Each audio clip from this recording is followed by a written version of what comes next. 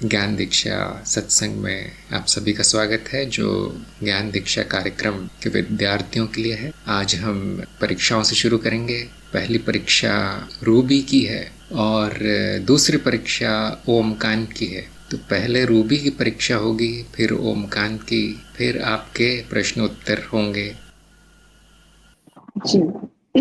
सभी को नमस्कार। मैं प्रश्न के उत्तर देने का प्रयास करती हूँ। मैं शुरू करती हूँ।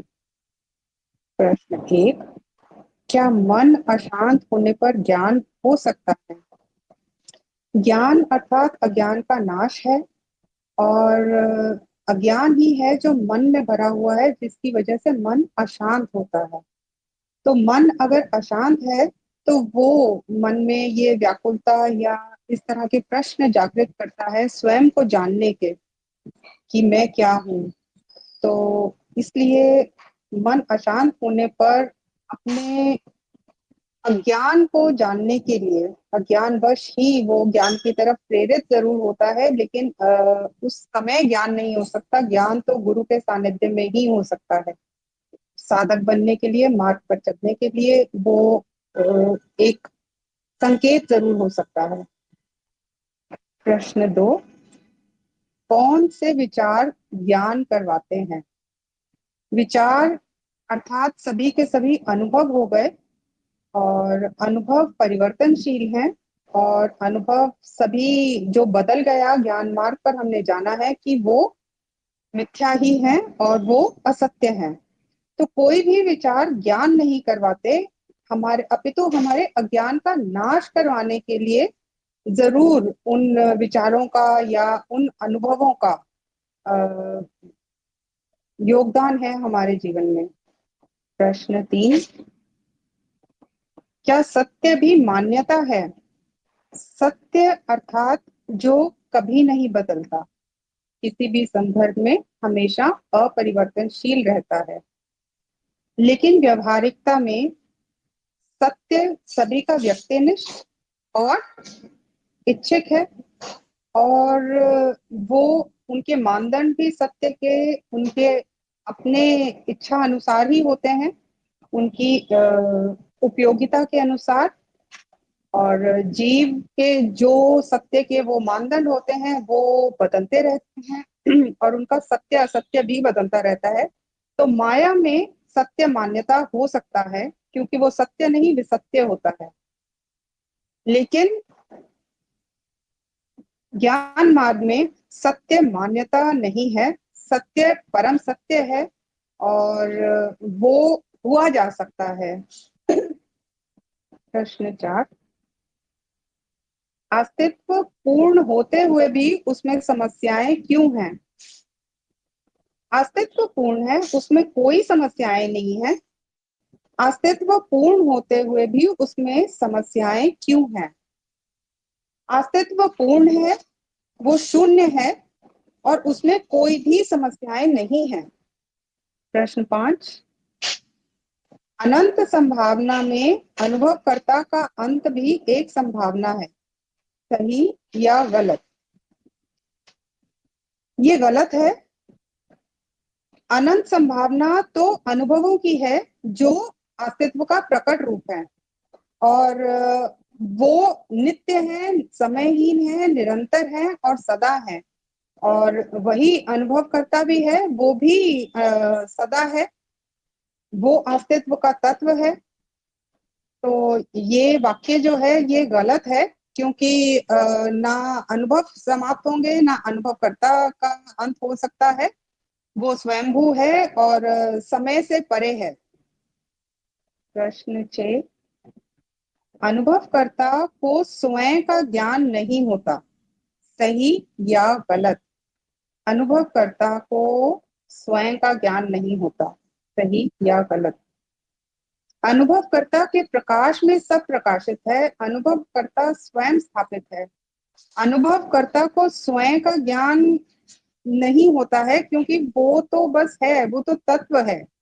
तो ये सही है। अनुभवकर्ता अस्तित्व स्वयं ही है, और उसी के प्रकाश में सारे अनुभव प्रकाशित हैं। प्रश्न 7, अनुभव का आधार क्या है? अनुभव का कोई आधार नहीं है। अनुभव परिवर्तन मात्र है। अनुभव अस्तित्व का प्रकट रूप है। अनुभव माया ही है, मिथ्या ही है, परिवर्तनशील है, और जो बदल गया वो तो असत्य होता है। तो अनुभव का कोई आधार नहीं है, वो माया का एक भ्रमित रूप ही है। प्रश्न 8, ब्रह्म ज्ञान में संपूर्णता का अनुभव कैसे होता है? ब्रह्म ज्ञान अर्थात वो अवस्था जहां पर अनुभव और अनुभवकर्ता का विलय हो जाता है, वो एक ही है। ना दृश्य है, ना दृष्टा है, सिर्फ दृष्टि है। तो ये अवस्था जो है, संपूर्णता का जो अनुभव है, वो हुआ जा सकता है। उसका अनुभव जानकर या किसी भी तरह से नहीं ऐसे हो सकता, बस होकर के ही जाना जा सकता है। प्रश्न 9, आत्मज्ञान में व्यक्ति ना होने का ज्ञान किसको होता है? आत्मज्ञान में व्यक्ति को अपने अज्ञान का ज्ञान होता है, और वही ज्ञान से ही वो जानता है कि वो व्यक्ति नहीं है। वो वो अपने आत्म स्वरूप को जानता है कि ना होने का, और वो जान जाता है कि वे स्वयं एक अनुभव ही है। तो व्यक्ति ना होने का ज्ञान अनुभवकर्ता को होता है, जो अनुभव का साक्षी है। प्रश्न 10,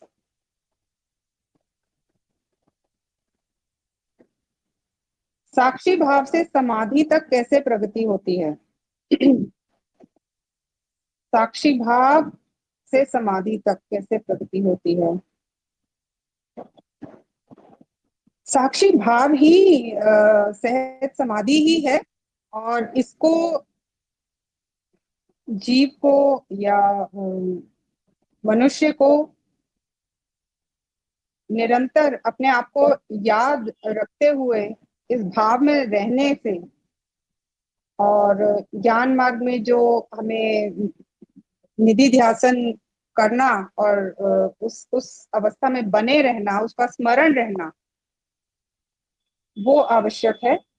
तो साक्षी भाव में तो हमेशा से ही है, बस अपने अज्ञान का नाश होते ही और अपने तत्व के साथ जुड़ते ही वो सहज समाधि में ही है, वो अभी ही है। जी गुरुदेव, मेरे प्रश्नों के उत्तर समाप्त होते हैं। सभी का धन्यवाद। धन्यवाद। आपका प्रयास बहुत अच्छा था।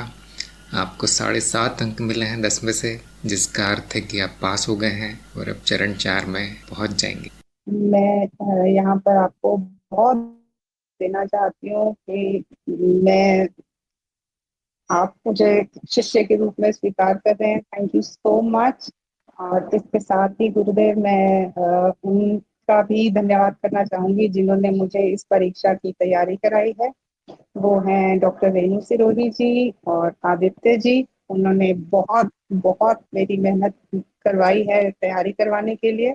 और साथ में मैं यहाँ स्पेशली धन्यवाद दूंगी अनुपमा जी का, जो उन्होंने मुझे प्रोत्साहन भी खूब दिया है, और मुझे बहुत बहुत भाषा के सुधार में भी मेरी मदद की है।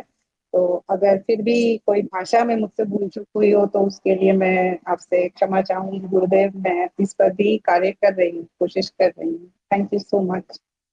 खुशी की बात है कि आपकी प्रगति हो रही है, इतनी अच्छी प्रगति हो रही, कम से कम समय में आपने प्रगति की है। तो आपका एक ही उत्तर गलत हुआ है, जिसके बारे में हम थोड़ी देर में बात करेंगे। उससे पहले ओमकांत की परीक्षा कर लेते हैं। हाँ, मेरा पहला प्रश्न है, सकारात्मक ज्ञान क्यों संभव नहीं है? अध्यात्म सकारात्मक ज्ञान हमको जो चीज जो अनुभव हो रहे हैं, जो वस्तु है, उसको हम देखते हैं और उसके गुणों का वर्णन करते हैं, तो इसी को सकारात्मक ज्ञान कहते हैं। लेकिन आध्यात्मिक पथ पर नकारात्मक ज्ञान ज्यादा महत्वपूर्ण होता है, क्योंकि इसमें अनुभवों को नकार दिया जाता है। तो नकारने के लिए हमें मानदंड तय करने होते हैं। जैसे कि हमें सत्य को, परम सत्य को जानना है, तो उसके लिए एक मानदंड है कि जो अपरिवर्तनशील है वह सत्य है और जो परिवर्तन होता है वह असत्य है। तो केवल इसी मानदंड के अनुसार ही हम जो भी अनुभव आता है या जो भी हम देखते हैं, हम उसमें देखते हैं कि अगर परिवर्तनशील है तो उसको कहते हैं भाई ये सत्य नहीं है, और अगर वो जो जिसका परिवर्तन नहीं हो रहे हैं तो वो सत्य होता है। तो ऐसे करके धीरे धीरे नकार नकार के उसको नेति नेति करके आप उस स्थिति पे पहुंच जाते हैं जहां की वो चीज बदलती नहीं है, सत्य बदलता नहीं है। तो इस तरह से हम ज्ञान मार्ग के लक्ष्य पर पहुंच जाते हैं। जो अब जब जब तो जिस तत्व पे पहुंचेंगे, जिस सत्य पे पहुंचेंगे, वो तत्व अपरिवर्तनशील होगा, बदलेगा नहीं, तो उसी को हम सत्य मान लेते हैं। परम सत्य होता है वो। सत्य जाना नहीं जा सकता, फिर महत्वपूर्ण कैसे है? इसके लिए जरूरी है, सत्य तो अज्ञेय है, उसे जाना नहीं जा सकता, ये सही बात है। लेकिन हमें द्वैत को भी जानना ही पड़ेगा। अगर हम द्वैत स्थिति को नहीं जानेंगे तो अज्ञेय अवस्था को नहीं पहचान सकते। तो इसलिए सत्य क्या है, असत्य क्या है, इसको जानना आवश्यक हो जाता है। और सत्य के और भी सत्य जानने से अगर हम एक निश्चितता बढ़ जाती है, आपके एक निश्चितता बढ़ जाती है जब आप सत्य को, किसी सत्य को जान रहे हैं। अगर व्यवहारिकता में देखें, अगर सत्य को भी जानते हैं तो आपके कर्म करने की निश्चितता बढ़ जाएगी, उसके परिणाम अच्छे आएंगे। तो उस तरह से भी व्यवहारिकता में भी सत्य को जानना महत्वपूर्ण हो जाता है। अज्ञेयता, तीसरा प्रश्न है मेरा, अज्ञेयता ज्ञान का त्याग सही है या गलत? अज्ञेयता में तो ज्ञान होता ही नहीं है। अज्ञेयता वो अवस्था है जिसको कि जाना ही नहीं जा सकता। तो हाँ, तो ये अज्ञेयता में तो ज्ञान का त्याग सही है, क्योंकि वहां पर तो ज्ञान और ज्ञान होता ही नहीं। क्योंकि अज्ञेयता एक ऐसी स्थिति है, अवस्था है, जहाँ की कुछ जाना ही नहीं जा सकता, तो वहां पर ज्ञान को त्यागा जा सकता है। ज्ञान के लिए गुरु पर विश्वास होना आवश्यक है, सही है गलत? गलत। गुरु हमको ज्ञान नहीं देते, संकेत देते हैं। ज्ञान के लिए आवश्यक है अप्रोच अनुभव व तर्क। पांचवा प्रश्न, अस्तित्व का आधार क्या है? अस्तित्व का आधार, या उसको तत्व कहें तो शून्यता है, और शून्यता में, अस्तित्व में केवल संभावना मात्र है। छठवां क्वेश्चन, अनुभव करता बिना अनुभव के क्यों नहीं मिलता? अनुभव करता स्वतंत्र है, वैसे तो स्वतंत्र है, वो अनुभवों पर निर्भर नहीं है, लेकिन अनुभवों का चूंकि ज्ञान अनुभवकर्ता को ही होते हैं, तो जहां अनुभव होता है वहां अनुभवकर्ता भी होता है। और ऐसा कभी नहीं होता कि अनुभव नहीं होता, अनुभव भी सदैव होता है, इसलिए अनुभवकर्ता भी सदैव रहता है, क्योंकि अनुभव, अनुभवकर्ता और अस्तित्व वैसे एक ही चीज है। सातवां प्रश्न, आत्मज्ञान में स्वयं का अनुभव किस प्रकार का होता है? आत्मज्ञान का तात्पर्य है कि अज्ञानता की नाशता, अज्ञानता का संपूर्ण नाश। और आत्मज्ञान जब हो जाता है तो आप अनुभव करता हो जाते हैं। आपको पता होता है कि जो अनुभव हो रहे हैं वो अनुभवकर्ता को हो रहे हैं। तो ऐसी स्थिति में वह एक साक्षी भाव की तरह में स्थित हो जाता है, दृष्टा मात्र हो जाता है, और वो जो भी अनुभव हो रहे हैं उनके परिवर्तनों को दृष्टा मात्र हो जाता है। आत्मज्ञान होने से वो संसारिक गतिविधियों में लिप्त नहीं होता, शांत हो जाता है, मौन हो जाता है, बड़ी शांति हो जाती है। जैसे ही वो अपने आप को आत्मज्ञान जब उसको प्रतिष्ठित हो जाता है तो बड़ा शांत रहता है, मौन रहता है, कर्मों में लिप्त नहीं होता, क्योंकि वो समझता है कि कर्म तो चित्त के द्वारा हो रहे हैं। कर्म आपके इस स्मृतियों से इच्छा पैदा होती है, इच्छा से विचार पैदा हो रहे हैं, विचार से कर्म पैदा हो रहे हैं, और कर्म फिर शरीर के द्वारा हो रहा है। तो आत्मज्ञान होने से ये फायदा होता है कि अज्ञान सारा नष्ट हो जाता है और वो अपने आप को अनुभवकर्ता के रूप में साक्षी भाव में चल रहता है। इतना फायदा होता है। 8वां, साक्षी भाव में वृत्तियों का अंत होता है, सही या गलत? वृत्तियां ये गलत है, वृत्तियां तो चलती रहती हैं, चित्त अपनी जगह काम करता रहता है, बुद्धि भी काम करती रहती है। साक्षी भाव तो बस एक दृष्टा मात्र की तरह से अलिप्तता की स्थिति में बस देखता रहता है, उससे लिप्त नहीं होता। अनुभव मिथ्या है तो जीवन कैसे संभव है? जीवन भी, जो व्यक्ति का जीवन है वो भी एक तरह से मिथ्या ही है, वो व्यक्ति विशेष भी मिथ्या ही है। तो जो अनुभव, ये व्यवहारिकता में, क्योंकि जीवन जो व्यक्तिगत जीवन है वो उसका वो भी एक तरह का माया ही है, तो अनुभव भी मिथ्या है। तो इस तरह से जीवन में कोई सच्चाई नहीं है, तो इसलिए वो जीवन संभव है। क्या मनन की विधि में गुरु मंत्र की आवश्यकता है? नहीं, गुरु मंत्र की आवश्यकता नहीं है। आप पहले श्रवण करिए, अच्छी ध्यानपूर्वक सुनिए, और फिर अपने तर्क और अनुभव, अप्रोच अनुभव के आधार पर उसका सत्यापन करिए। तो गुरु मंत्र जब मनन की विधि में जब हम मनन करना शुरू करते हैं तो वहां पर गुरु मंत्र का स्मरण करते हैं। वो इसलिए कि गुरु क्षेत्र से हम प्रार्थना करते हैं कि मेरा जो मनन कर रहा हूँ वो सार्थक हो। तो उस तरह के उस माध्यम के हिसाब से तो मंत्र की जरूरत है।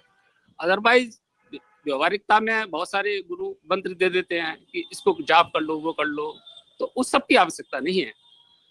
मतलब आप जब मनन स्वयं कर रहे हैं, लेकिन गुरु क्षेत्र से आप कृपा की और अपने जो प्रश्न नहीं आ रहे हैं उससे उसके प्रार्थना कर सकते हैं कि मुझे इसका सही उत्तर मिल जाए, इसकी तो अपेक्षा कर सकते हैं। बस गुरु जी, इतना ही मेरे जवानों का जवाब है। धन्यवाद, बहुत अच्छा प्रयास रहा आपका। और आपको मिलते हैं 8 अंक 10 में से 8। तो हाँ, बहुत अच्छा है। मेरे हिसाब से आप ज्ञान मार्ग के लिए बने हैं। आपने इतनी जल्दी इसको पिकअप किया है मार्ग को। भले ही आपने लेख थोड़े जल्दीबाजी में लिखे हैं, लेकिन आपको ज्ञान करीब करीब संपूर्ण है। मैं इससे पहले हिंदी बहुत कम लिखता था, और हिंदी लिखना मुझे अभी से ही शुरू किया था। मैंने जब पहला लेख लिखा होगा ज्ञान मार्ग का पहला, तो उसमें बहुत सारी अशुद्धियां होंगी, लेकिन धीरे धीरे मुझे खुद उसको पहचाना, और फिर जो अंतिम लेख होगा शायद उसमें भाषा और लिखने का टाइपिंग करने में गलतियां शायद कम हुई होंगी, ये बात तो मैं मानता हूँ। और मेरी हिंदी भाषा उतनी अच्छी नहीं है और मेरा प्रेजेंटेशन भी, मतलब बात करने, वार्तालाप करने का जो कार्य कौशल है वो भी उतना, कम्युनिकेशन सिस्टम अच्छा नहीं है। इस बात को मैं जानता हूँ अपना तो ये तो बात सही है। कोई बात नहीं, हम ज्ञान मार्ग में ज्ञान के अलावा भी बहुत सारी चीज़ें सीख जाते हैं। तो ज्ञान होना एक बात है और उसको सुंदरता से प्रकट करना वो एक अलग कला है जो धीरे धीरे आ जाएगी। आप चिंता मत कीजिए, आप चलते रहिए। आप चरण 4 में पहुंच गए हैं। रूबी और ओमकान दोनों को बधाई। और अब आपको साक्षी भाव के प्रयोग करना है। सारे वीडियो देख लेना है पहले, उसके बाद प्रयोग शुरू करना है और हर हफ्ते 1-2 वाक्य रिपोर्ट में भेजते रहना है। ऐसा हम 12 हफ्ते तक करेंगे और ये 12 हफ्ते आपको सिखाने के लिए है। इसमें बहुत ज़्यादा उम्मीद करना कि सारा जीवन परिवर्तित हो जाएगा या कोई बहुत बड़ा जादू हो जाएगा, वो मैं नहीं मानता। सीख जाएं साक्षी भाव क्या है 12 हफ्ते में, तो वो सफलता कही जाएगी आपकी। तो चलते रहिए मार्ग में। आपका भी एक ही उत्तर गलत हुआ है, बाकी सब सही थे उत्तर। तो अब हम चर्चा कर लेते हैं थोड़ी सी, सुनने वालों के लाभ के लिए। बहुत आनंद आया आज मुझे सभी उत्तर सुनकर, क्योंकि कभी कभी बड़ा आश्चर्यजनक उत्तर भी मिलता है कि ये तो इनको आना नहीं चाहिए था, इसका उत्तर तो कोई नहीं दे सकता, फिर भी दे दिया। तो कभी कभी ऐसा भी आश्चर्य होता है। तो ये आज की परीक्षाओं में ऐसा ही हुआ है, 1-2 जगह पर बड़े अच्छे उत्तर आ गए। तो मुझे ज़्यादा बोलना नहीं पड़ेगा, एक एक वाक्य ही मैं बोलूँगा। रूबी का पहला प्रश्न था कि क्या मन अशांत होने पर ज्ञान हो सकता है। तो इनको आधे अंक मिले, क्योंकि इनका मानना ये था कि अशांत होगा मन तो ज्ञान नहीं होगा। और इससे बहुत से लोग सहमत होंगे, क्योंकि मन भाग रहा है या चिंतित है या तरह तरह की उसमें वृत्तियां हैं, तो वो मनन कब करेगा, तब उसकी रुचि भी क्यों होगी इन आध्यात्मिक विषयों में। अशांत मन है तो फिर हम क्यों उसको शांत नहीं करते, पहले क्यों ज्ञान दे देते हैं। ये एक प्रकार का प्रयोग है जो यहाँ पर हो रहा है कि हम देखना चाहते हैं कि क्या ज्ञान हो जाएगा। एक हम रिस्क ले लेते हैं कि चलो शुरुआत ही कर देते हैं ज्ञान। तो मैंने देखा है कभी कभी हो जाता है, मन कितना भी अशांत हो, अगर वो 5 मिनट बैठकर सुन ले गुरु की बात तो समझ में आ जाता है, परंतु बाद में वो भूल जाता है, व्यक्ति कहीं और अपनी वृत्तियों में खो जाता है। तो मन अशांत होने पर संभावना तो बहुत कम है, जैसा कि रूबी ने बताया, संभावना बहुत कम है ज्ञान होने की। परंतु थोड़ी रुचि अगर और हो, उस व्यक्ति में उतनी ज़्यादा रुचि हो, उसमें उतनी ज़रूरत हो कि मुझे चाहिए ज्ञान, भले ही मेरा मन कैसा भी हो, तो हो सकता है, क्योंकि ज्ञान बड़ा सादा सा है, सरल है, मान्यताओं का अभाव है। लेकिन टिकता नहीं। कभी कभी ये देखने में आता है कि ज्ञान होने के बाद व्यक्ति धीरे धीरे शांत होने लगा है, क्योंकि उसकी अशांति अज्ञान के कारण हो सकती है। उसका जीवन तहस नहस है, बुरी तरह से चल रहा है, इसलिए अशांति है। ज्ञान के कारण थोड़ा बहुत सुधार हो जाता है और शांत होने लगता है, मौन होने लगता है। तो इसमें लोगों के अलग अलग अनुभव हो सकते हैं अशांत मन और शांत मन के बारे में, इसलिए कोई सही या गलत उत्तर नहीं है। नंबर 2 था इनका, कौन से विचार ज्ञान करवाते हैं। इसमें भी इनको आधे अंक मिले कि विचारों से ज्ञान नहीं होता। फिर भी इन्होंने कहा कि विचारों से, आत्मविचार जिसको हम कहते हैं, अज्ञान का नाश हो सकता है। हाँ, परंतु एक वाक्य बोल देना ही काफ़ी है कि ज्ञान अनुभव से होगा। कौन से विचार नहीं पूछना है, अनुभव से ज्ञान होगा। उसके बाद अनुभव के आधार पर प्रत्यक्ष अनुभव जो हुआ अप्रोक्ष, उससे संबंधित कोई विचार आ सकते हैं, और वो विचार यदि तार्किक है, तर्क संगत है, तो अज्ञान का नाश हो जाएगा। लेकिन कोई एक विशेष विचार नहीं है जिससे कि आपको ज्ञान मिल जाए, कोई विशेष वाक्य नहीं है, कोई विशेष किताब नहीं है जो आपको ज्ञान दे दे। आपका स्वयं का अनुभव। कौन सा अनुभव? साधारण जो अभी हो रहा है इंद्रियों से, वो अनुभव। हर उसमें एक ही समस्या है कि वो सारे अनुभव तो अभी भी हो रहे हैं, सारे विचार तो अभी भी आ रहे हैं, बड़े तार्किक और बुद्धिमत्तापूर्ण विचार भी आ रहे हैं, फिर ज्ञान क्यों नहीं है? तो इसमें जो चाबी जो लगाता है इस ताले को खोलने की, उसका नाम है गुरु। गुरु के संकेत से ज्ञान होता है। वो चाबी, वो पासवर्ड गुरु के पास है। जीव में इतनी क्षमता होती नहीं है कि वो खोल सके ज्ञान का ताला। फिर खजाना है उस तरफ। एक बार दरवाज़ा खुल गया, आप जान गए कैसे ज्ञान लेना है, उसके बाद खजाना है, उसके बाद हर ज्ञान संभव है।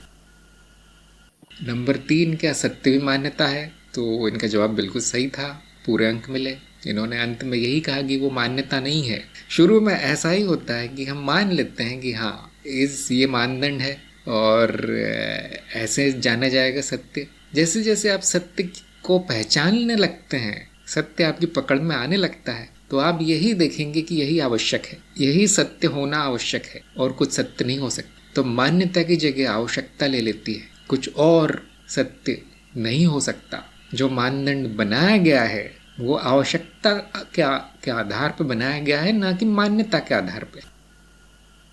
क्योंकि शुरू में साधक आता है तो कैसे बताएं कि यही आवश्यक है, कैसे बोलूं? वो कहेगा आप तो मुझे अंधविश्वास करने के लिए बोल रहे हैं। तो हम उसको एक मान सकते हैं, आप विधि देते हैं, तरीका देते हैं, यंत्र देते हैं कि चलो ऐसे करके देखते हैं, ये मानदंड बना के देखते हैं क्या होता है। अभी कार्यक्रम में तो हमारे पास इतना समय नहीं होता कि आपको सारे मानदंडों से ले जाया जाए। वो आपका होमवर्क है कि अलग अलग मानदंडों के क्या नतीजे आते हैं, आप अपने घर पे बैठ के देख सकते हैं। बस इतना ही बताया जाता है कि सभी संदर्भों में वो मानदंड लागू नहीं होंगे। कोई भी मानदंड ले लीजिए, एक न एक उदाहरण, एक न एक संदर्भ ऐसा मिल जाएगा जिसमें असत्य भी सत्य हो जाता है उस मानदंड के कारण। और एक ही मानदंड बचता है जो परिवर्तनशीलता का मानदंड है, जो सभी संदर्भों में लागू होगा। सबसे कठोर यही है, वो यही आवश्यक है अंतिम ज्ञान तक पहुंचने के लिए, यही आवश्यक, इसके अलावा नहीं हो सकता।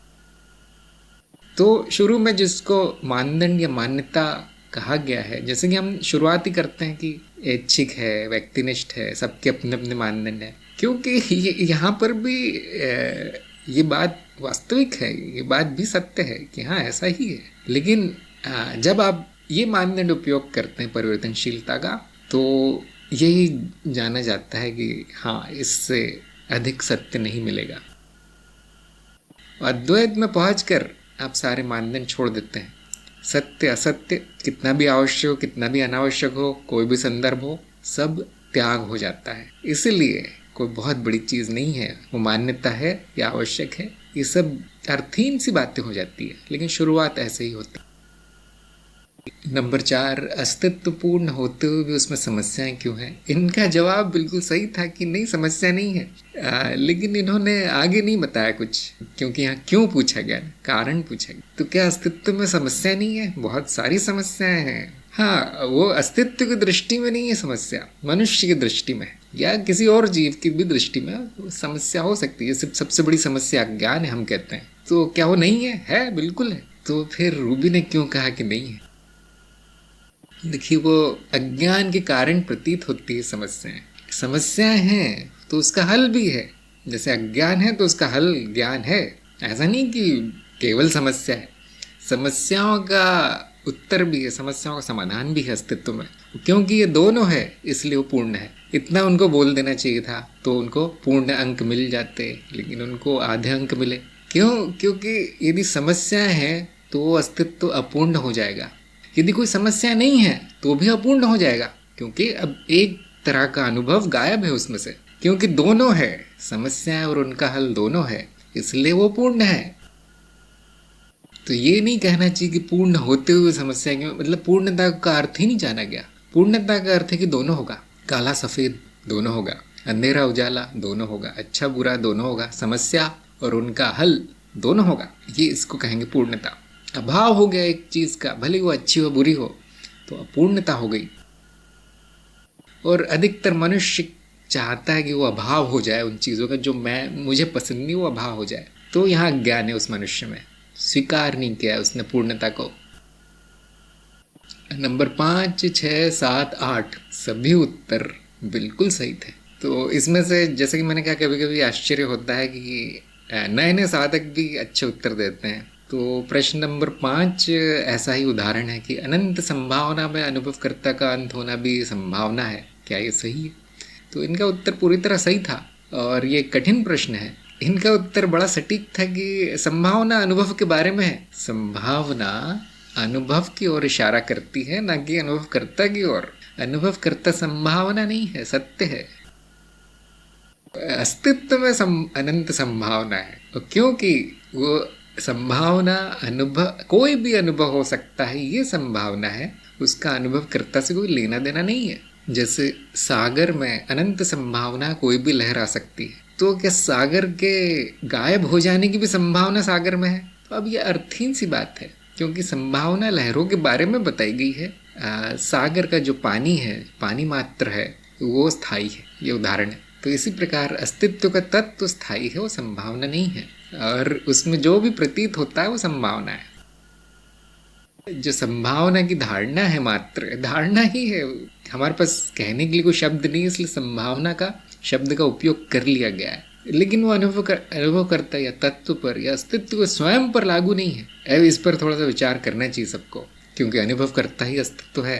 तो अस्तित्व में ये संभावना है कि अस्तित्व ही चला जाए, अंत हो जाए, ये तार्किक नहीं बात। हाँ, अस्तित्व में संभावना है कि हर प्रकार के अनुभव इसमें उभरते रहते हैं, आते रहते हैं, जाते रहते हैं, ये बड़ी तार्किक बात है। तो अस्तित्व के संबंध में कुछ नहीं कहा जा सकता। देखिए, उसके आदि अंत का कोई अर्थ नहीं, और अनंत संभावना अर्थात समयहीनता, आदि अंत के लिए समय की मान्यता आवश्यक है, तो वो हो नहीं सकता। तो इस प्रकार कई कोणों से, कई दृष्टिकोणों से आप विचार करेंगे तो ये प्रश्न की अर्थहीनता समझ में आएगी, उसके पीछे क्या मान्यता है प्रश्न पूछने वाले में, वो भी समझ में आएगा। एक और मैं बता देता हूँ कि ब्रह्म ज्ञान में संपूर्णता का अनुभव कैसे होता है। ये ब्रह्म ज्ञान अनुभव नहीं है, इतना बोल देते तो काफी था। ब्रह्म ज्ञान अनुभव नहीं है, संपूर्णता का अनुभव नहीं होता, अपूर्णता का अनुभव नहीं होगा, इसलिए उसको हम संपूर्णता बोलते हैं। उसमें कुछ भी अपूर्ण नहीं दिख पड़ता। तो इसमें थोड़ी बहुत चर्चा की जा सकती है, यदि किसी की रुचि हो तो पूछ सकते, लेकिन बड़ा आसान सा उत्तर है। नंबर 9, आत्मज्ञान में व्यक्ति न होने का ज्ञान किसको होता है? ये वाला प्रश्न गलत हो गया इनका उत्तर, क्योंकि ज्ञान किसी को नहीं होता। एक वाक्य में बोल सकते थे, ज्ञान किसी को नहीं होता, चाहे आत्मज्ञान हो चाहे कोई और। तो व्यक्ति न होने का ज्ञान भी किसी को नहीं होगा। अब मैं जानता हूँ कि प्रश्न बड़ा कठिन है, तो इन्होंने एक बार तो कहा कि व्यक्ति को होगा, एक बार कहा अनुभवकर्ता को होगा, लेकिन ऐसा नहीं। ज्ञान इतना ही होता है कि व्यक्ति नहीं है, किसी को नहीं होता ये, क्योंकि अगर वो व्यक्ति को होता तो व्यक्ति तो है, फिर तो व्यक्ति नहीं है, ज्ञान व्यक्ति को कैसे हुआ? तो ये विरोधाभासी वाक्य है, ठीक नहीं है बात। तो शुरू में ही जानना जरूरी है कि व्यक्ति नहीं है, इसलिए किसी को ज्ञान नहीं होगा। क्या अनुभवकर्ता को ज्ञान होता है? नहीं, बिल्कुल नहीं होता। ऐसा प्रश्न आया था अभी। अनुभवकर्ता ज्ञान अज्ञान दोनों का दृष्टा है, वो मात्र दृष्टा है, साक्षी है, क्या होता है उसका, उसको कुछ नहीं होता। तो फिर ज्ञान होता है या नहीं होता? ज्ञान इसीलिए है क्योंकि अज्ञान है, और अज्ञान इसीलिए क्योंकि स्मृति है, स्मृति इसीलिए है क्योंकि जीव है, जीव स्मृति। तो उसमें जो गलत संबंध बन गए हैं अनुभवों के बीच, अतार्किक संबंध जो बने हैं, वो हटना ही ज्ञान है। वो किसी को नहीं होता, वो होता भी नहीं है, हटना मात्र है, शुद्धिकरण है एक प्रकार का। जो मूल अवस्था है उसमें आ जाना, इतना ही ज्ञान होगा। किसको, कैसे, क्यों, कब, ये सब बातें ये स्वयं अपने आप में एक मान्यता है कि मुझको ज्ञान होता है, मैं बहुत बड़ा ज्ञानी हूँ। ये केवल अज्ञान ही दिखा रहा है, क्योंकि अभी भी अहम है वहाँ पर, व्यक्ति है वहाँ पर। तो इसलिए जब तक अज्ञान है तभी तक ज्ञानी है, तभी तक अज्ञानी है। ज्ञान होने के बाद कुछ भी नहीं है, खाली बड़ी सरल अवस्था है।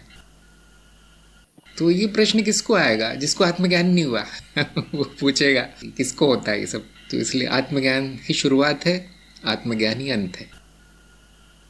नंबर 10, साक्षी भाव से समाधि तक की प्रगति कैसे होती है? इनका उत्तर पूरी तरह सही था, और मुझे यहाँ पर भी उम्मीद नहीं थी कि सही उत्तर आएगा, लेकिन इनकी समझ अच्छी है साक्षी भाव की। कि इन्होंने कहा कि साक्षी भाव ही समाधि है। हाँ, साक्षी भाव में यही जाना जाता है, ब्रह्म अवस्था। मैं साक्षी हूँ, मैं ब्रह्म हूँ, अनुभव मिथ्या है, दोनों एक ही है। अब सब समान हो गया, अब कोई प्रश्न नहीं है, अब कोई उत्तर भी नहीं है, अब मौन है, ये साक्षी भाव है। तो बहुत से लोगों में मान्यता होगी कि समाधि कोई और बड़ी चीज़ होगी जो कि साक्षी भाव की साधना से आ जाएगी, इसलिए हमने ये शब्द ही प्रयोग नहीं किया। हम प्रयोग कर रहे हैं अनुभव क्रिया, तो साक्षी भाव में यही प्रकट होगा कि अनुभव क्रिया है, और इसको फिर हमने सहज समाधि का नाम दे दिया, क्योंकि लोग पूछते रहते हैं अब समाधि भी तो चाहिए हमें, साक्षी भाव हो गया, क्योंकि उन्होंने शब्द सुन लिया है कहीं से, अब उनको वो चाहिए, तो इसलिए उनके लिए शब्द बना दिया गया कि सहज समाधि है ये अनुभव क्रिया। क्या अभी नहीं है? और ये प्रश्न पूछते ही, गुरु के ये प्रश्न पूछते ही, क्या अभी नहीं है समाधि? शिष्य समाधि में आ जाता है। ये प्रश्न पूछते ही आँख खुल जाती है, ज्ञान की आँख ज्ञान चक्षु खुलता है, हाँ अभी है समाधि। तो साक्षी भाव से कोई सीढ़ी नहीं है समाधि तक जाने की, यही जाना जाएगा कि ये समाधि है। वे कभी जा नहीं सकती, ऐसी समाधि है जो कि अस्तित्व की अवस्था स्वयं है, इसलिए वो जा नहीं सकती। उसका ज्ञान आ जा सकता है, भुला दिया जा सकता है कि समाधि में हूँ मैं, ये भुला दिया जा सकता है, और वह ज्ञान आ जाता है कभी कभी। और सारी साधना यही है कि वापस ज्ञान में आ जाना, और यही साक्षी भाव भी है। तो साक्षी भाव अंतिम साधना है, साधना का अंत साक्षी भाव है। अब इसका करने के लिए कुछ नहीं है। तो बड़े रोचक प्रश्न थे, अच्छे उत्तर थे। अब हम आते हैं ओमकांत के प्रश्नों की ओर। ये भी मैं संक्षेप में बताऊंगा क्योंकि बहुत अच्छे उत्तर आए इनके।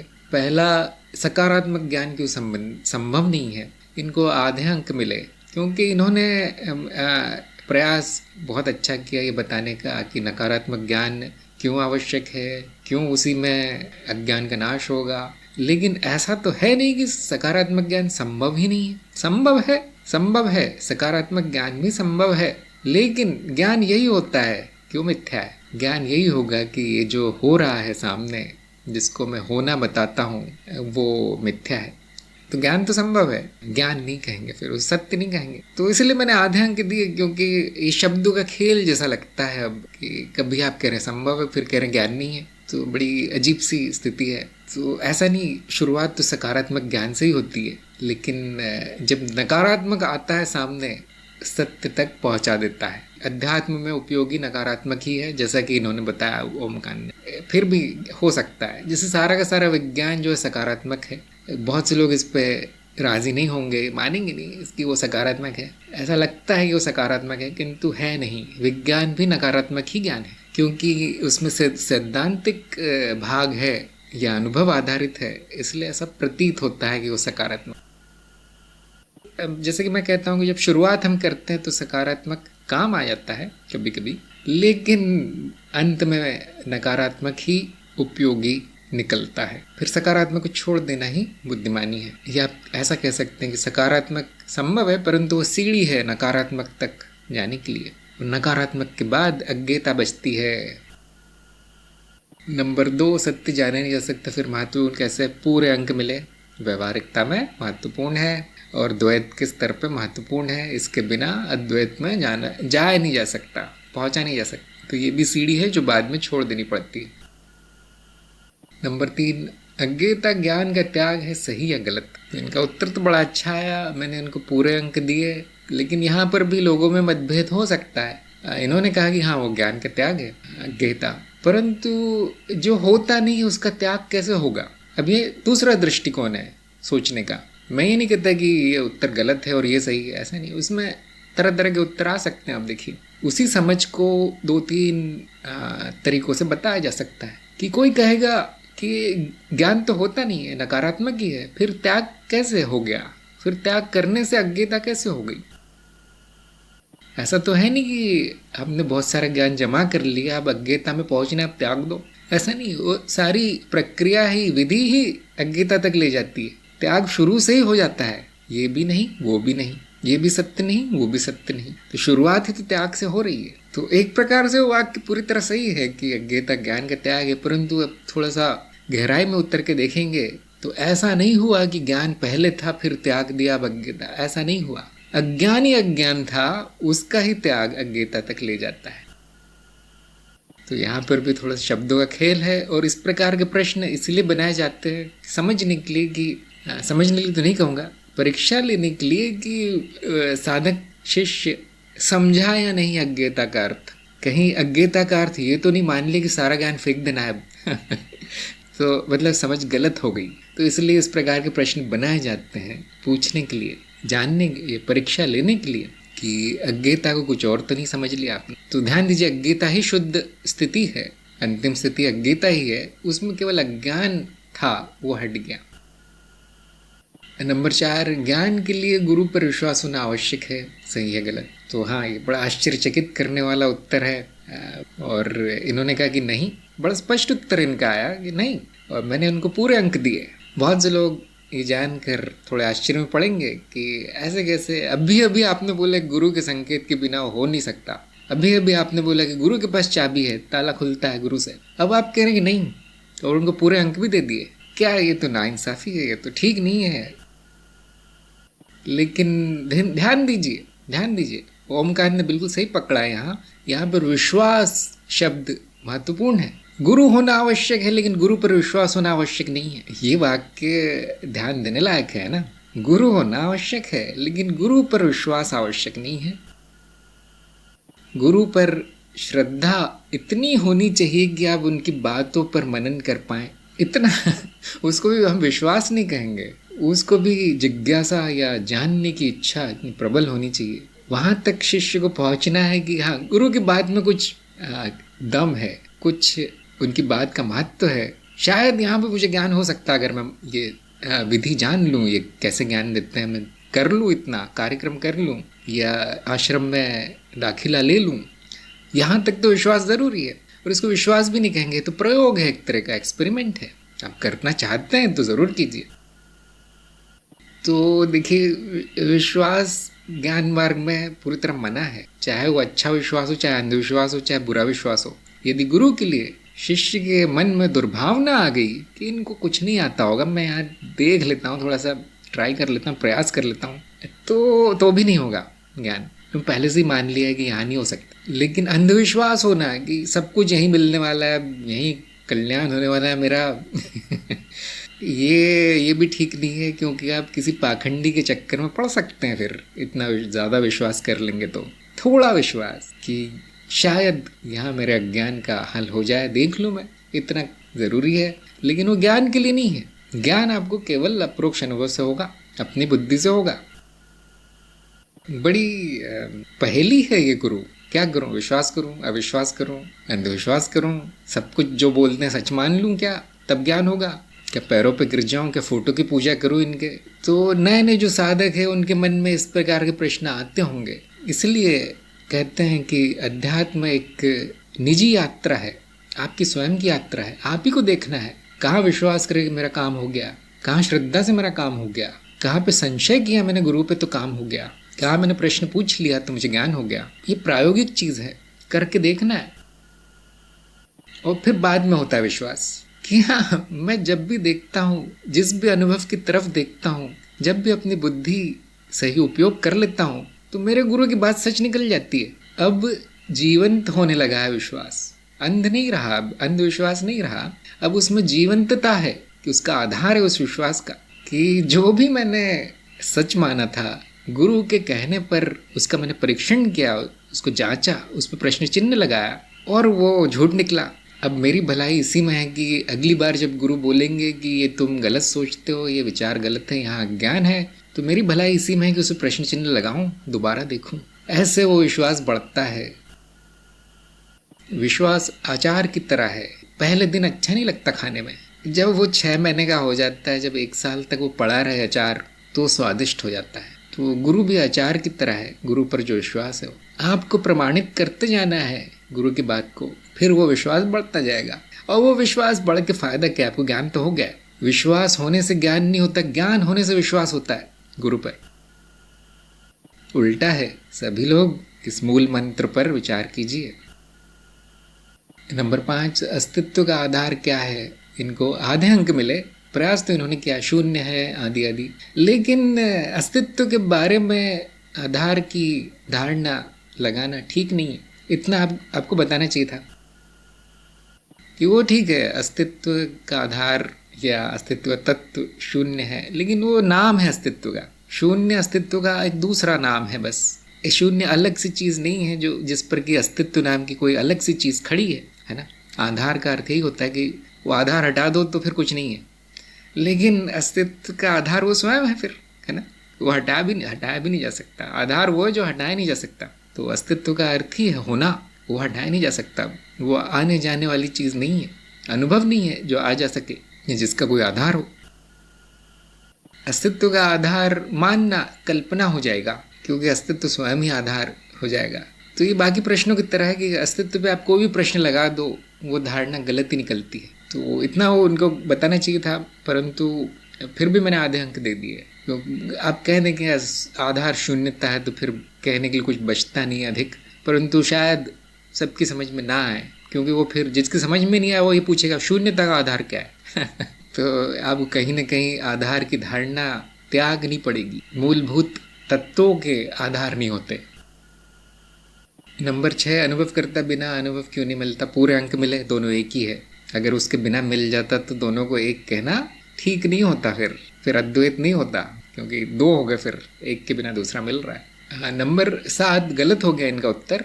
आत्मज्ञान में स्वयं का अनुभव किस प्रकार से होता है? उत्तर बड़ा आसान था, आपको कुछ और बोलना नहीं था। स्वयं का अनुभव नहीं होता आत्मज्ञान में, स्वयं का अनुभव नहीं होता। स्वयं का अर्थ यहाँ पे आत्म ही है, मैं, आत्म का अर्थ मैं, तो मेरा अनुभव नहीं होता।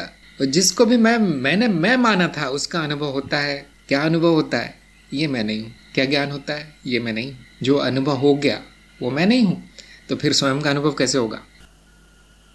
तो यहाँ पर लगता है कि ओमकांत के सोचने में गलती हो गई। मैं ऐसा तो नहीं कहता कि आपको आत्मज्ञान नहीं हुआ, प्रश्न ही इतना टेढ़ा है कि कोई भी गलत उत्तर दे देता है इसका। तो इन्होंने प्रयास तो किया है, हाँ, फिर भी बड़ा सीधा सा उत्तर था।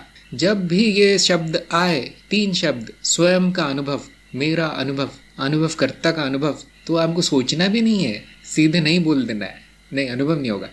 मैं वो हूँ जिसको अनुभव होते हैं, जिसके समक्ष, जिसके पटल पर अनुभव प्रकट होते हैं। चित्र नहीं पर्दा हूँ, समाप्त।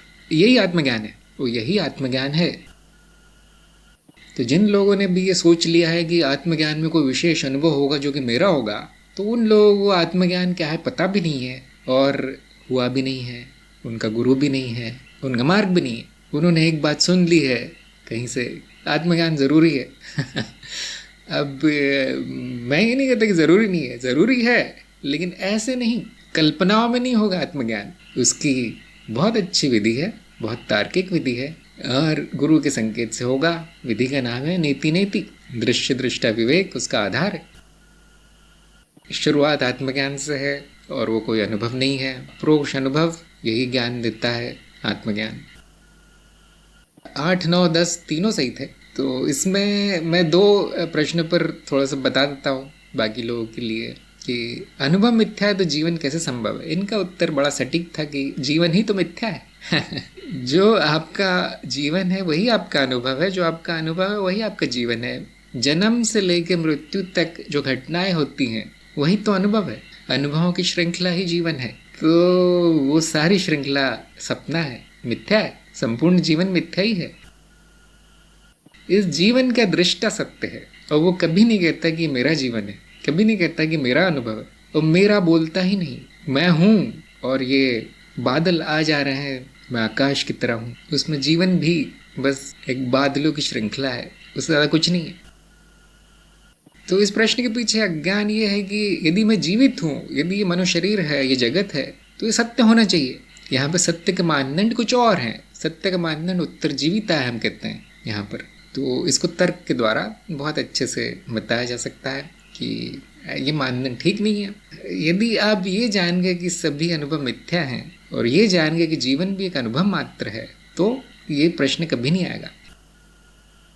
कुछ लोग यहाँ शब्दों को घुमाना भी चाहेंगे, शब्दों को थोड़ी कविता भी बनाना चाहेंगे कि जो जीवित है वो तो मैं हूँ, अनुभव करता जीवन है। ये मनुष्य शरीर तो यंत्र है, ये तो प्रतीत मात्र होता है। असली में जो जिंदा है, जान है, वो मैं स्वयं हूँ, और वो मिथ्या नहीं। हाँ, इसके सामने जो भी दिख पड़ रहा है वो सारा मिथ्या। आपने जीवन उसको मान लिया जो हो रहा है, ये गलती की। जिसके सामने वो प्रकट हो रहा है उसको जीवन मानिए, उसको जीवंत मानिए, जिसको हम कभी कभी चैतन्य कहते हैं। बाकी सब जड़ है। जिसको आपने जीवन माना है वो सब जड़ है। खाना पीना रोना धोना जो भी होता है, जो भी होता है यहाँ पर बेकार है वो सारा। तो जीवन, कुछ लोग जीवन को अलग तरीके से परिभाषित करेंगे। अब ज्ञान होने के बाद ज्ञानी का जीवन अलग हो जाता है, उसका मतलब ही अलग हो जाता है जीवन का। अब उसके लिए वो सब जीवन नहीं है जो मनुष्य शरीर करता रहता है। तो थोड़ा और गहराई में जाने के बाद समझ में आता है कि जिसको मैं जीवन समझता था वो मिथ्या है, और जिसका मुझे कोई ज्ञान भी नहीं था वो जीवन है। उसको जीवन कहना ही बेकार है, वो तो होना है बस, जो कि कभी समाप्त नहीं होगा।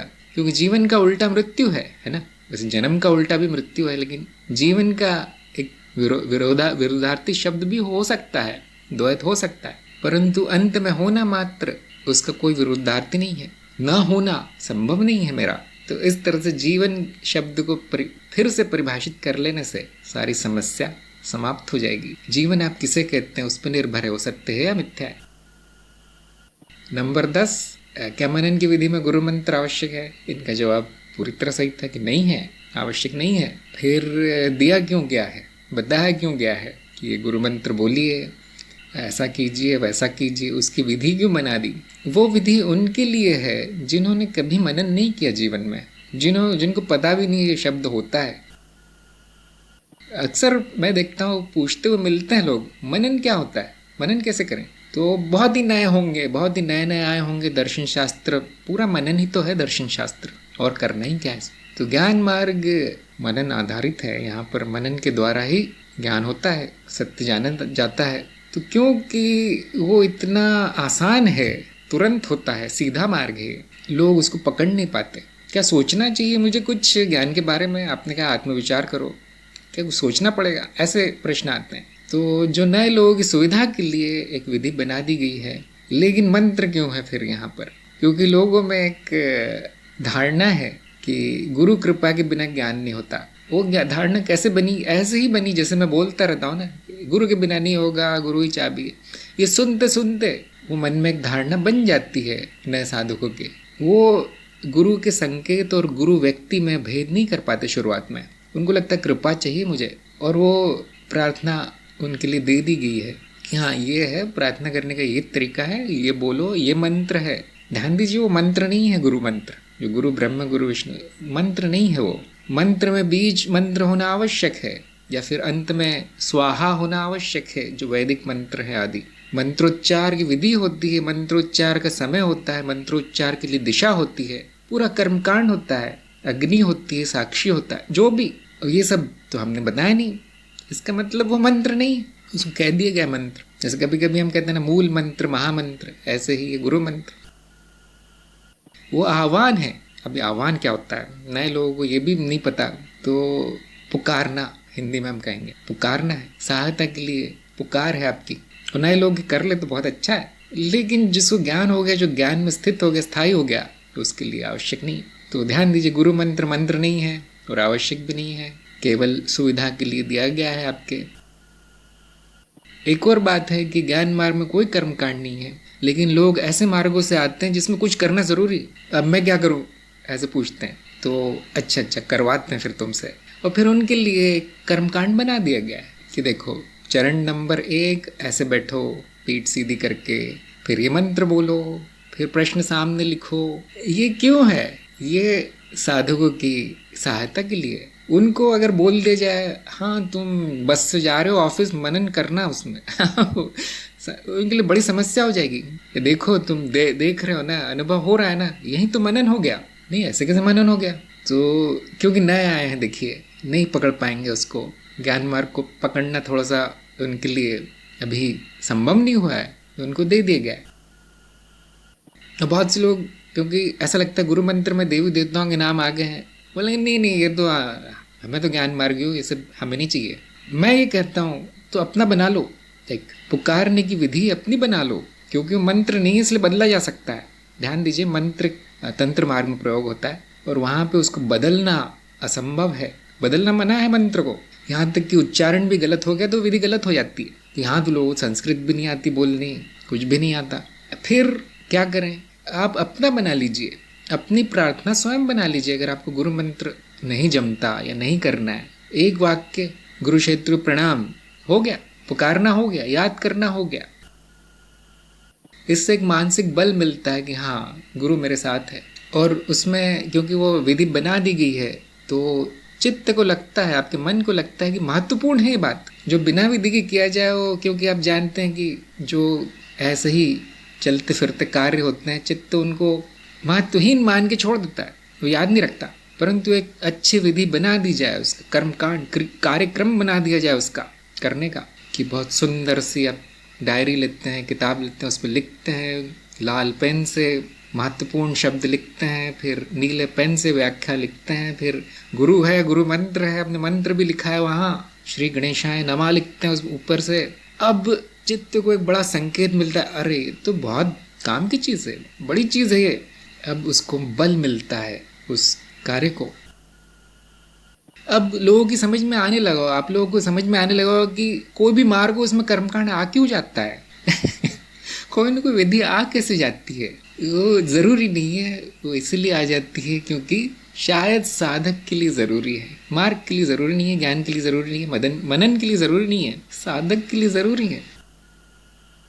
तो मेरा ये सुझाव है कि गुरु मंत्र ना सही, आप कोई और वाक्य बोल दीजिए, वो भी ना सही, मन में कुछ आदर भाव प्रकट कर दीजिए, प्रेम भाव प्रकट कर दीजिए जहाँ से ज्ञान आ रहा है, जहाँ से संकेत आ रहा है, ताकि मन में वो बैठ जाए संस्कार कि ये ज़रूरी है। यदि ये चित्त में संस्कार पड़ गया कि ज्ञान ज़रूरी है, मनन ज़रूरी है, तो कई जन्मों तक रहेगा। संस्कार ही जाते हैं आपके साथ और कुछ नहीं जाता, ध्यान दीजिए। वो किताब जिसमें आप लिख रहे हैं वो नहीं जाएगी, ये सत्संग नहीं जाएगी, ये सारी भाषा युगों युगों में बदल जाती भाषाएं, ये सारे शब्द नहीं जाएंगे, संस्कार जाएगा। क्या ज़रूरी है मेरे लिए, ये जाएगा, ये स्मृति में छाप पड़ना ज़रूरी है, इसीलिए विधि दे दी जाती है। संस्कार डालने की बात है, काम की चीज़ है, जैसे कहते ना व्यवहारिक है, ज़रूरी नहीं। और किसी ने अगर मान लिया कि आज मैं मनन करने बैठा लेकिन गुरु मंत्र नहीं बोला, अब कोई मनन होगा नहीं, तो वो ठीक नहीं है, वो मान्यता है। फिर आपको निर्भर नहीं हो जाना चाहिए इन चीज़ों पे, गुरु पे, गुरु मंत्र पे, गुरु के नाम पे। इनका व्यवहारिकता में उपयोग है, सहारा मात्र है, बाद में सब छूट जाता है। जो साधक आगे बढ़ गए हैं मनन आदि में, वो देखेंगे उनको मनन करने की भी आवश्यकता नहीं, प्रश्न आता है, उत्तर सामने होता है। और जैसे कि मैंने कहा है कि बाद में वो बहुत नीरस हो जाता है मनन। नीरस आनंद कहाँ है? मौन में, जहाँ मनन भी ना करना पड़े, जहाँ उत्तर भी नहीं चाहिए अब मुझे, वो आनंद की स्थिति है, वो आ जाती है, चिंता की बात नहीं है। तो साधक के लिए जो उपयोगी वो कर लेता है, ये आखिरी वाक्य है साधना का। जो उपयोगी कर लीजिए, उसको बैसाखी नहीं बनाना है, बस उस पर निर्भर नहीं हो जाना है। अंत में गुरु भी उपयोगी नहीं रहता, उसको भी त्यागना है। तो ये हो गया प्रश्न उत्तर, और मैंने थोड़ा सा और बता दिया। लोगों के प्रश्न जो आते रहते हैं, मेरे मन में चलता रहता है कि कैसे उत्तर दिया जाए ताकि समाधान हो, शंका दूर हो लोगों की। तो यदि किसी और के और कोई प्रश्न है सत्संग के लिए तो ज़रूर लिखिए। साहिल का प्रश्न है, हमें आनंद अनुभव में आता है, अनुभव और अनुभव करता पहले से ही एक साथ है, बस अनुभव का वर्गीकरण करके हम गलती करते हैं। अनुभव तो अनुभव है, क्या ये सही है? हमें अनुभव में आनंद आता है, ये बात सही नहीं है। अनुभव करता पहले से ही एक साथ है, हाँ ये बात सही है। वर्गीकरण करने के बाद दो हो जाते हैं, ये बात भी सही है। तो हाँ, अनुभव तो अनुभव है, और आनंद ये जान लेने में है कि दोनों एक है। मैं ही वो अनुभव हूँ और मैं ही अनुभव करने वाला हूँ। इस ज्ञान में स्थित रहना आनंद है। आनंद कोई विशेष अनुभव नहीं है जो आकर चला जाए। तो मेरा ही नाम आनंद है, नाम मात्र है, मैं ही आनंद हूँ, ये बात सही है। तो मुझे तो इतना स्पष्ट नहीं हुआ कि आप पूछना क्या चाहते हैं, आपकी शंका किधर है? आनंद के बारे में है, ये अनुभवकर्ता के बारे में। इतना ध्यान दीजिए कि मैं आनंद हूँ।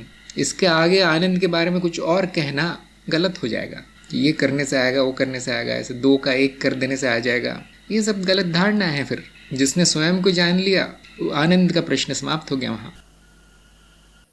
बहुत से लोग कहेंगे नहीं, मन में तो आनंद नहीं रहता है, जीव में तो आनंद नहीं रहता है। जीव में कभी आनंद नहीं होगा। जीव का स्वभाव है वृत्ति, उसमें गति होगी। आनंद वृत्ति का भाव है, जो कि मेरा स्वभाव है। तो एक का स्वभाव दूसरे में नहीं आ सकता, इतना ध्यान रखना है। और अंत में ये स्वीकार कर लेना कि जीव ऐसा ही रहेगा, जीवन गतिशील रहेगा, उसमें उतार चढ़ाव ऊपर नीचे होता रहेगा।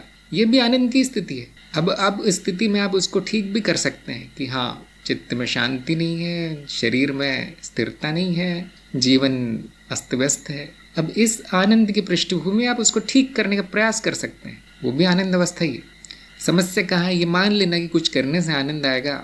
जब तक सारे अनुभव अच्छे नहीं हो जाते, मेरी स्थिति आनंद की नहीं होगी, और उसको करते रहना कुछ न कुछ, और अशांत रहना, अज्ञान में रहना, ये स्थिति ठीक नहीं है। ये स्थिति आनंद की नहीं, हम कहेंगे। इसलिए पहले ज्ञान जरूरी है, उसके बाद आप जीव को भी आनंदित करने का प्रयास कर सकते हैं। कोई बुराई नहीं है उसमें। जीव तो सुख ही चाहता है, सुख और मुक्ति। अगर ये आनंद की पृष्ठभूमि में किया जाए प्रयास, ज्ञान के प्रकाश में किया जाए, तो सफल भी होता है, लेकिन हमेशा नहीं रहेगा, क्योंकि जीव परिवर्तनशील माया है।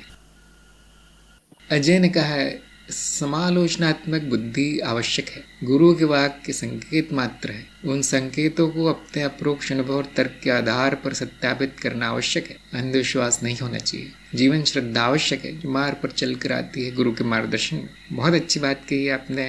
जो मैंने बताया ठीक यही बात मैं कहना चाहता था, आपने और सुंदर शब्दों में बता दिया। हाँ, शायद आप प्रश्नों के बारे में बोल रहे थे। बिल्कुल सही बात है। अस्तित्व ही आधार है। आत्मज्ञान का अर्थ मैं कोई अनुभव नहीं, मेरा अनुभव नहीं होगा। प्रिया ने पूछा है, जीव क्या है? ये मनुशरीर यंत्र जिसका आपको अनुभव हो रहा है वो जीव है। जिसका जन्म होता है, जिसकी मृत्यु होती है, वो जीव है। जो इनका दृष्टा है वो आप हैं। जो ये घटनाएं हो रही हैं, जन्म मृत्यु और बीच में जो भी होता है जिसको आप जीवन कहते हैं, उसका साक्षी आप स्वयं हैं। तो संस्कृत में एक बड़ी सुंदर चीज़ है कि एक शब्द से आप पूरी कहानी बता सकते हैं। जहाँ ज शब्द आ गया, ज मूल, उसका अर्थ है बनना, उत्पन्न होना, पैदा होना, परिवर्तन होना। ज अंग्रेजी में भी यही है मूल। जनरेट, जनरेशन, जीन, सारे ज से आए हैं। जहाँ भी ये आ गया माया है, मिथ्या है। ये आप एक सूत्र बना सकते हैं। जीव, जीवन, जगत, जन्म, ये सब मैं नहीं हूँ। जो मैं नहीं हूँ वो किसी न किसी प्रकार का अनुभव होगा। तो इतना जानना काफ़ी है ज्ञान मार्ग में। अब उसमें उन अनुभवों के अलग अलग नाम पड़ गए हैं। उन विचित्र अनुभव हो रहे हैं यहाँ पर, हर प्रकार की संभावना है। उसमें से एक संभावना है जीव, वो भी एक अनुभव है। और तंत्र में आप जाएंगे, विज्ञान में, तो फिर उसकी पूरी सर्जरी कर दी गई है जीव की। फिर हम देखते हैं कि वो परती रचना है। अभी ज्ञान मार्ग के बाहर है, मतलब रुचि की बात है अपनी अपनी। किसी किसी को जीव में ज़्यादा रुचि होती है तो उसका अध्ययन किया जा सकता है। और आप पाएंगे वो परती रचना मात्र है। हमने करीब 10 मूलभूत परतें बनाई हैं। तो ना केवल जो सामने आपके दिखता है मनो शरीर, उसके कुछ ऊपरी परतें भी जो अभी प्रकट नहीं है, ये आपको ज्ञान नहीं है उसका। तो जो मैंने विज्ञान बताया है, जो हमने मॉडल बनाया है माया का, जो आपके अब कार्यक्रम में नहीं है, अब इस समय नहीं है, वो तंत्रबोधि में है। उसमें कारण शरीर से लेकर स्थूल शरीर तक के अनुभवों को जीव कर दिया गया है। तो ऐसे कैसे परिभाषा कैसे बदल रही है। हाँ, जैसे जैसे ज्ञान बढ़ता है, जैसे जैसे आप ज़्यादा जानने लगते हैं इस जीव के बारे में, वैसे वैसे उसकी परिभाषा बदलती रहती है। अभी आप इतना ही जान लीजिए, मनुष्य जीव है, 2 हाथ 2 पैर वाली चीज़ जीव है। ऐसे ही बहुत सारे जीव हैं। तो जीव विज्ञान में इनका अध्ययन होता है। ज्ञान मार्ग में माया है बोल के खत्म, मैं नहीं। अनिल ने कहा, अगर अनुभव करता ज्ञान और अज्ञान दोनों का दृष्टा है तो क्या आत्मज्ञान महत्वपूर्ण नहीं है? स्वयं को जानने को फिर क्या कहेंगे? अनुभव करते के लिए आत्मज्ञान महत्वपूर्ण नहीं है। जो दृष्टा है उसके लिए कोई भी ज्ञान, कोई भी अज्ञान कोई महत्व नहीं है। क्यों? वो निर्गुण है। उसमें इस प्रकार की कोई भावना नहीं है कि ये महत्वपूर्ण होना चाहिए, उसका महत्व है मेरे लिए, कुछ भी नहीं। अनुभवकर्ता में न कोई महत्वपूर्ण है न कुछ महत्वहीन है, सब एक समान है। तो किसके लिए महत्वपूर्ण है स्वयं को जानना? शिष्य के लिए, साधक के लिए, जो अपने प्रश्नों के उत्तर खोज रहा है। साधक अर्थात खोजी, उसके दृष्टिकोण से वो महत्वपूर्ण है। जब तक अज्ञान है तब तक साधक है, ध्यान दीजिए। तब तक शिष्य है, तब तक गुरु भी है। तब महत्व बहुत है ज्ञान का, विशेष महत्व आत्मज्ञान का, क्योंकि वही सारे प्रश्नों का अंत करता है आत्मज्ञान। अध्यात्म की शुरुआत आत्मज्ञान है, अध्यात्म का अंत आत्मज्ञान है। इसलिए सबसे महत्वपूर्ण वही है। किसके लिए? शिष्य के लिए, जो जानना चाह रहा है, जो गुरु के पास विनती कर रहा है, वो शिष्य है। आत्मज्ञान होने के बाद क्या महत्वपूर्ण है? कुछ नहीं। न मैं रहा, न मेरा महत्व रहा, न किसी और, न ज्ञान रहा। ध्यान दीजिए, अभी हम बात कर रहे थे, ज्ञान नहीं होगा, अज्ञेयता बचेगी। क्या महत्वपूर्ण है फिर? तो ज्ञान होने के बाद इन शब्दों के कोई अर्थ नहीं रह जाते। क्या महत्वपूर्ण था, क्या महत्वपूर्ण होगा, क्या महत्वहीन है, कुछ नहीं, लीला है। जब तक अज्ञान है, ज्ञान बहुत महत्वपूर्ण है। स्वयं को नहीं जाना है तो आत्मज्ञान सबसे महत्वपूर्ण है। जानने के बाद अपनी अपनी पसंद है, अपनी अपनी लीला है, स्वयं की लीला। आपको क्या महत्वपूर्ण लगता है, वही महत्वपूर्ण है फिर। कि ज्ञान हो गया, हाँ, अब अपना महत्व स्वयं चुनिए। आप इस जीव के लिए, इस शिष्य, तो बचा नहीं, कुछ तो बचा नहीं, तो आप जो भी चुनेंगे सही होगा, है ना। जो भी चुनेंगे वो सपने का भाग होगा। तो हम सब खेल रहे हैं। फिर ज्ञान होने के बाद क्या कर रहे हो? यहाँ खेल है, गुरु का खेल है। जो भटक रहे हैं उनको रास्ता दिखाना, फिर वो बताता है ये महत्वपूर्ण है, देखो वो महत्वपूर्ण है। तो शिष्य का खेल है कि मेरी प्रगति कैसे होगी, क्या करूं जो महत्वपूर्ण है। यदि खेलना नहीं चाहता कोई तो फिर हर चीज बस है, अब उसको महत्वपूर्ण कहना भी ठीक नहीं, महत्वहीन कहना भी ठीक नहीं, सापेक्षिक हो गया मामला। तो जब आप ये वाक्य बोल देते हैं कि अनुभव करता दृष्टा मात्र है, चाहे वो ज्ञान हो अज्ञान हो जो भी हो, उसके बाद महत्वहीन, साधना, साधक, शिष्य, गुरु, ये सब शब्द अर्थहीन हो जाते हैं। फिर क्या पूछना जब दृष्टा ही है, सब खेल ही है, अब क्या पूछना किसका महत्व है किसका नहीं। ये सब शब्दों के अर्थ तब है जब ज्ञान ढूंढ रहा है व्यक्ति, जब वो अज्ञान से मुक्ति चाहता है, तब इन मान्यताओं का अर्थ है। ये प्रश्न ऐसे आ सकते हैं ना कि अगर मैं आत्मज्ञान के बाद मैं ही नहीं रहता तो फिर मैं आत्मज्ञान लेके क्या करूं।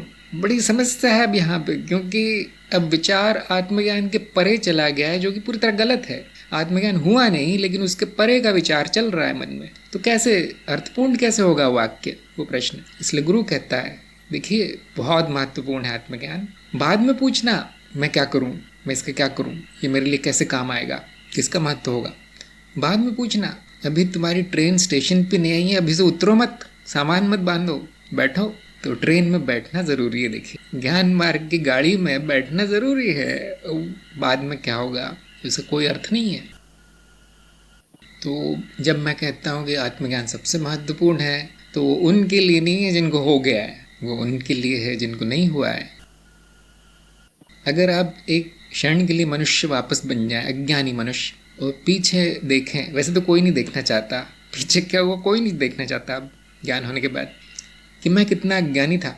देखिए पीछे, और जीवन की सबसे महत्वपूर्ण घटना क्या हुई मेरे, जो मुझे यहाँ तक ले आई। और बुद्धि है कि जवाब देगी आत्मज्ञान या गुरु का मिलना, कि गुरु का मिलना ही आत्मज्ञान होता है। एक ही घटना है दोनों, नहीं तो उसको गुरु नहीं कहेंगे। जो आत्मज्ञान नहीं देता वो गुरु कैसे हो गया। तो वही सबसे महत्वपूर्ण घटना है, मेरा मुझे मिलना महत्वपूर्ण है। ऐसा आप पीछे नज़र दौड़ाएंगे तो इस प्रकार से जान सकते हैं कि वो महत्वपूर्ण था। अभी इस समय खेल, और खेल में आप अपना महत्व स्वयं निर्धारित कीजिए। मुझे आत्मज्ञान है, अब कुछ भी महत्वपूर्ण नहीं लगता, नहीं, खेलना महत्वपूर्ण हो गया है, क्योंकि ये लीला तो चलती रहेगी, अनंत है। तो गुरु वो है जिसने दुनिया के सबसे महत्वहीन कार्य को महत्व दे दिया है, वो है साधकों की सेवा, वो गुरु का खेल है। क्या होगा किसी को आत्मज्ञान नहीं हुआ तो, क्या होगा कोई गुरु नहीं हुआ तो, क्या होगा अगर गुरुजन ये खेलना ही बंद कर दें, गुरु क्षेत्र की विरक्ति हो जाएगी, संसार तो ऐसे ही छोड़ो, क्या होगा फिर। चिंता की बात नहीं, कुछ नहीं होगा, क्योंकि जो हो रहा है वो हो रहा है। ये अज्ञान होना कोई बहुत बुरी बात नहीं है, मिथ्या है पूरी तरह से, और खुद को जान लेना कोई बहुत बड़ी बात नहीं है, कि जानेंगे तो कुछ नहीं, आप जो है पहले से वही हो जाएंगे। थोड़ी सी शांति मिल जाती है जीव को, भागना बंद कर देता है, बस बेचैनी खत्म हो जाती। तो जो जीवन भाग दौड़ में नष्ट हो रहा था अध्यात्म के नाम पे, है ना, बड़े पागलपन करते हैं लोग, कोई घर छोड़ के भाग जाता है, कोई हिमालय चले जाता है कोई शमशान चले जाता है, तो वो सब बंद हो जाता है आत्मज्ञान से। और फिर अपने जीवन को आप नया अर्थ दे सकते हैं, नया महत्व दे सकते हैं, पूरी तरह जानते हुए कि सब महत्वहीन है। अस्तित्व की दृष्टि में, अनुभवकर्ता की दृष्टि में सब खेल है, वो अनंत काल तक चलने वाला है। तो कुछ नहीं होगा, अगर किसी को अज्ञान नहीं हुआ तो भी कुछ नहीं होगा, किसी को ज्ञान हो गया नहीं हुआ तो भी कुछ नहीं होगा, गुरु नहीं मिला कुछ नहीं होगा, कोई बहुत बड़ी बात नहीं होगी। इस अस्तित्व में कुछ भी महत्वपूर्ण नहीं है, लेकिन महत्वपूर्ण प्रतीत होता है, क्योंकि अपार संभावना है, कुछ भी महत्वपूर्ण प्रतीत हो सकता है। मनुष्य की बुद्धि क्या कहती है कि जहाँ सुख है, जहाँ शांति है, जहाँ ज्ञान है, जहाँ प्रकाश है, जहाँ मुक्ति है, वो सबसे महत्वपूर्ण है। ये मनुष्य का दृष्टिकोण है। साधक अक्सर मनुष्य ही होते हैं, और मैंने कभी देखा नहीं जानवर या मनुष्य के ऊपर कोई ज्ञान के लिए पागल होते हों, ऐसा मेरा अनुभव नहीं हुआ। वो अपने में मस्त हैं, जो है वैसा बिल्कुल सही है उनके लिए। एक मनुष्य में एक बेचैनी आ जाती है, तो इस अस्तित्व में ऐसा महत्व प्रतीत हो सकता है, थोड़े दिन रहता है, फिर खेल। क्योंकि एक विशेष घटना को, विशेष अनुभव को महत्व दे देना भी बंधन है। जो मुक्त है वो किसी को महत्व नहीं देगा, या फिर कहेगा सब कुछ तो महत्वपूर्ण ही है। अब एक ब्रह्म में पूर्णता है, आप एक चीज बताइए जो महत्वपूर्ण नहीं है। यहाँ ये भी एक दृष्टिकोण हो सकता है। सब कुछ महत्वहीन होना और सब कुछ महत्वपूर्ण होना एक ही बात है। जैसे गोले के दो सिरे हैं जो आप बता नहीं सकते कहाँ से शुरू होता है गोला, शुरू कहाँ होता है, अंत कहाँ होता है, बता नहीं सकते। इस तरह से अस्तित्व है, कहाँ महत्वपूर्ण शुरू होता है, कहाँ महत्वहीन शुरू होता है, नहीं बता सकते। या तो सब कुछ महत्वपूर्ण है या तो सब कुछ महत्वहीन है, या ये धारणा किसी काम की नहीं है। फिर गोले की शुरुआत और अंत की धारणा काम की नहीं है। तो बड़ी अजीब बात है कि गोले को ही, शून्य को ही अस्तित्व का संकेत बताया गया है। चिन्ह शून्य, शून्य ही पूर्ण है ना, न उसकी शुरुआत है न उसका अंत है। ये शून्य आपकी गिनती वाला शून्य नहीं है जो आपके बैंक अकाउंट में दिखता है शून्य, ये अस्तित्व का चिन्ह है। शून्य संपूर्णता का चिन्ह, गोला है, सर्कल, घेरा, चक्र। जिसने इस चित्र का महत्व जान लिया, गोले का, शून्य का, उसे संपूर्ण ज्ञान हो जाएगा, उसमें सब कुछ बताया जा सकता है। बहुत से लोगों ने ये ध्यान दिया होगा कि अज्ञान के उत्तर अलग होते हैं और ज्ञान के उत्तर अलग होते हैं। जिसको अज्ञान है हम बता नहीं सकते कि तुम शून्य हो भाग जाएगा वो सत्संग से। कौन सुनना चाहेगा शून्य हूँ मैं। पाठशाला में गुरुजी में शून्य देते थे, मैं शून्य बोलते थे, तेरी बुद्धि शून्य है बोल। अभी भी गुरु यही बोल रहे हैं। उनके लिए अलग उत्तर आते हैं। देखिए आत्मज्ञान बहुत बड़ी चीज़ है, बहुत महत्वपूर्ण है, ये तो होना ही चाहिए, नहीं तो तुम दुख में, नरक में जाओगे। ये करुणा है गुरु की, झूठ बोलना। ज्ञान होने के बाद कोई जवाब अर्थपूर्ण नहीं है। देखिए हमेशा ये भेद करना चाहिए, ज्ञानी को क्या बताया जाता है, अज्ञानी को क्या बताया जाता है, मिलाना नहीं है दोनों को। तो यहाँ पर आज की सत्संग समाप्त करते हैं। सभी के सत्संग आने के लिए धन्यवाद, नमस्कार।